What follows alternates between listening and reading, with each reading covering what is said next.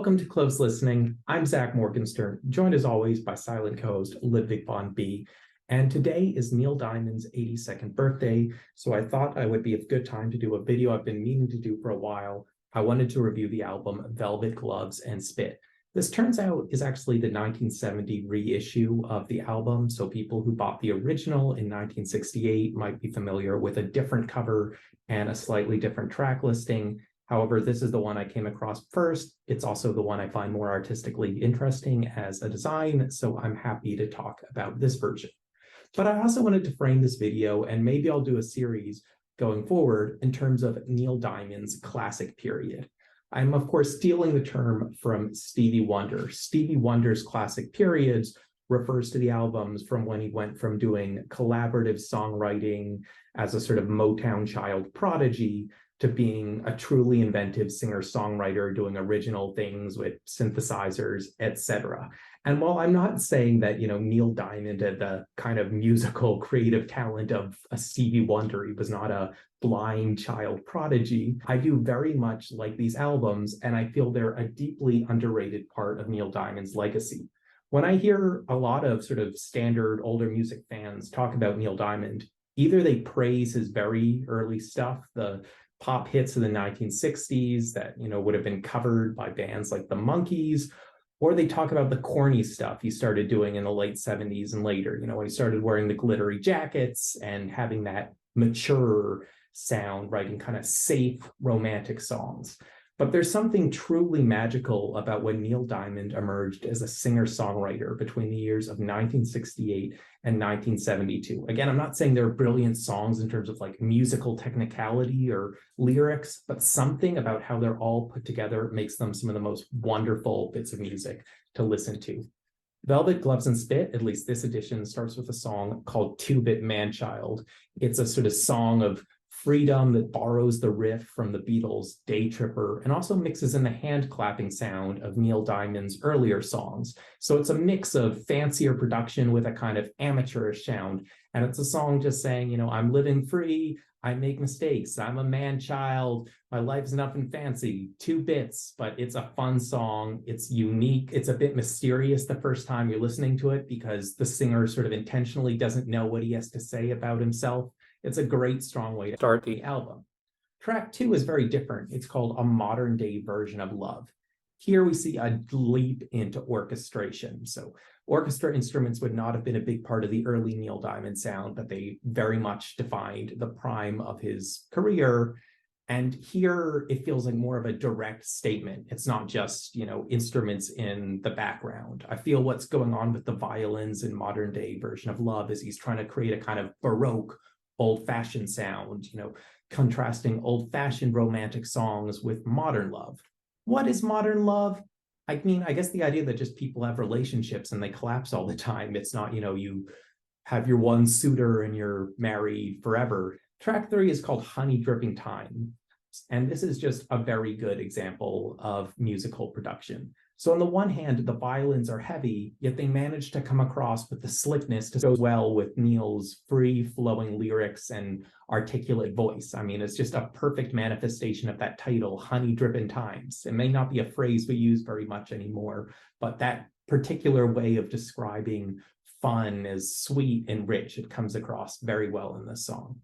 Track number 4 is an interesting one. It's called the Pot Smoker Song. So it's a very catchy jingle in the chorus, accompanied with testimony from various people who did hard drugs, kids at some sort of rehab facility, basically.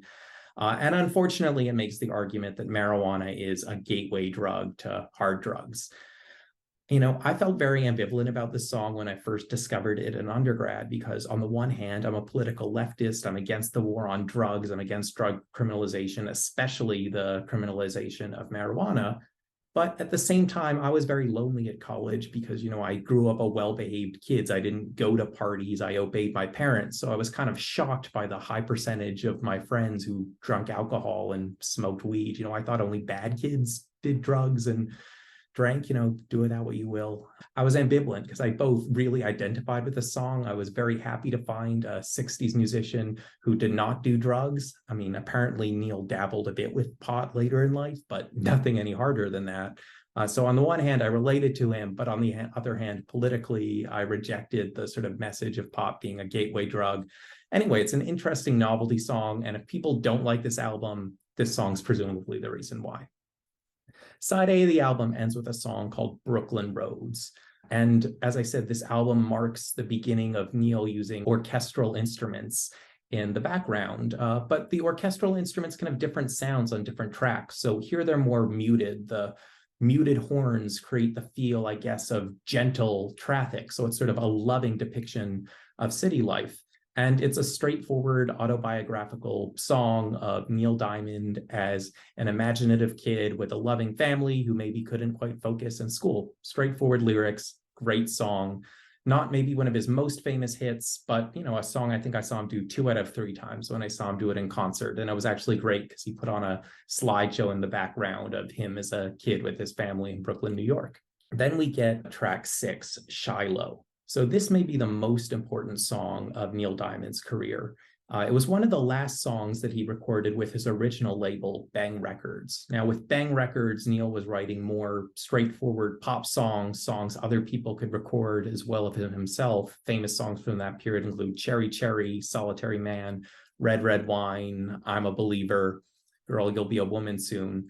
But Neil wanted to be a more expressive singer-songwriter. He didn't want to write to be commercial. He wanted to express himself, as many of his peers were starting to do. And the management of the company really didn't like that idea. And a big reason Neil Diamond left Bang Records and went to California and worked for uni is so he could write more expressive music like Shiloh, which is a song about his childhood imaginary friend. Bang Records would end up putting out their own version of Shiloh after they lost Neil, I guess as a version of revenge, and Bang was pretty horrible to him. There are stories about them sending the mafia out to threaten him, but nonetheless, he put out his own version, and that's why one of the reasons they updated this Velvet Gloves and Spit album, so it could have a version of Shiloh on it. And this version ends up sounding more dramatic than the Bang Records version. I mean, I like both versions, both have their appeal, but this one is dramatic, drum bits, as well as some nice little string flourishes. Track number 7 is called Sunday Sun. This is a good overall song, even though the lyrics themselves are a little simple and a little stiff. It's basically about having a joyous jaunt in the summer, and its aesthetic is making the most out of that amateurishness. Yes, the lyrics are simple, and at first the only instrument you hear is the guitar, but as the happy emotions build, gradually other instruments like the strings, like the backup singers come in. Track number 8 is a bit of a different sound. It's called Holiday in Blues, and there's more emphasis on the bass. Neil's voice is a little deeper, and though it has that silly, complaining feel of 60s, 70s singers imitating the blues in a lighthearted way, it sounds more like a pop song than a blues song, but I think it's a wonderfully written little underrated gem in the Neil catalog. It's a reasonably detailed account of being stuck at a hotel on a highway in the middle of nowhere and trying to entertain yourself. And some of the phrasing, the way Neil smoothly strings together short lines and longer lines, it's a real hidden gem on here. Track number 9 is called Practically Newborn.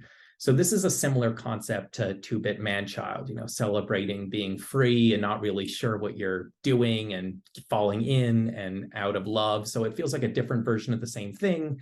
And at first it felt kind of like a rougher draft, like even the recording, there's clipping in it, the singing is a bit too loud, but eventually it comes to sound cool. There's a fun little Latin sound in the chorus, as well as a kind of glowing organ. It ends up being an interesting song in its own right. Then we get track number 9 called Knackelflurg.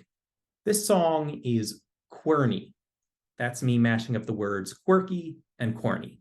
And I feel licensed to use the made-up word quirny to describe the song because it is named after a made-up word, Knackelflurg.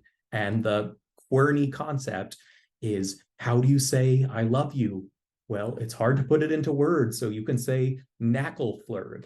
It also opens up with some of the most over-the-top strings we get on this album. So yeah, this song is unapologetically corny, but unlike the later corniness of, run-of-the-mill love songs we might get from some later Neil Diamond albums. This song is just corny in a very intentional way, in a very fun way. It's hard not to like knackle flurg. And then we get track 10, Merry-Go-Round. This is a passionate urban anthem positing that the merry-go-round is this great equalizer. I guess it's affordable to the lower classes, but still a pretty enough thing that kids from the higher classes would want to use the merry-go-round too. It's funny. Neil Diamond counts as unhip. Lou Reed counted as really cool, but I feel like people should listen to this and Lou Reed's Transformer at the same time, because both really try to be celebrations of New York life, of living free, of things that people might consider mundane, but if you're a patriot of the city, you really want to celebrate. So I think this is a really great album. It's really underrated. I don't really hear it talked about. I also feel like I never hear about the man who produced this album. So I guess who played a big role in helping Neil put those backing instruments together, Tom Catalano. I know he worked on some Anne Murray songs as well, but it feels like he's this underrated big contributor to the small part of music history who never really seemed to become a famous music producer otherwise. But very cool record. Absolutely check it out.